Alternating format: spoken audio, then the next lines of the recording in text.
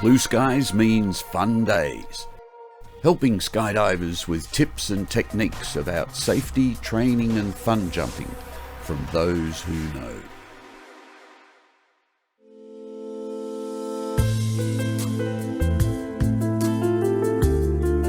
If you're a coach or an instructor, or if you are an experienced student looking for a great way to learn, here's a coaching technique I came across recently that I refer to as the Understudy method. I was running a crew camp this weekend. It was a beginner crew camp. I had two pairs that I was coaching.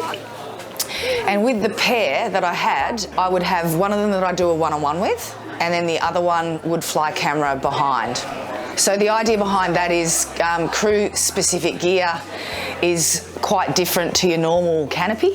So getting to fly a new wing, having someone out the back and actually working on different inputs while they're actually watching the coaching really is so beneficial in them learning the concepts of the wing, what the inputs do. So a few years ago, we had a coach from Canada come over and run a parabatics course, and he did the same thing. He had him coaching somebody and then someone behind on video, and that concept was an absolute success at that camp.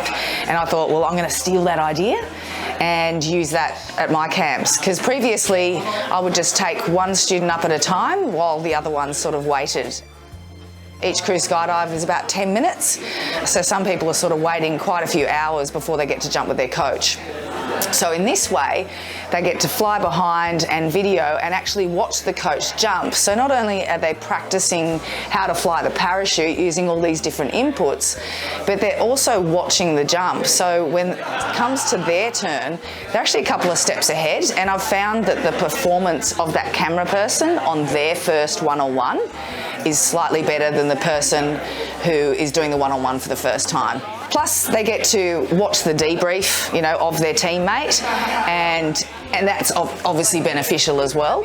We've got different inputs that we teach. You've got front risers, rear risers, toggles, harness. You've also got cross control, which is warping the canopy, front riser and opposite toggle. And then we've got some other sort of more advanced techniques, which they learn later on in the camp, but they can practice on their own behind without anyone else there. Then they can use those tools when they're actually doing the crew and trying to dock on a formation. I'm definitely not an expert in any other discipline, but I think that it could work in most other disciplines, because you've got a coach with an inexperienced person and then another inexperienced person. That coach should be able to handle that other inexperienced person just staying outside and videoing. And even if they're not the greatest, they should still be able to capture something, and it would be up to the coach to see whether it was safe for them to do so.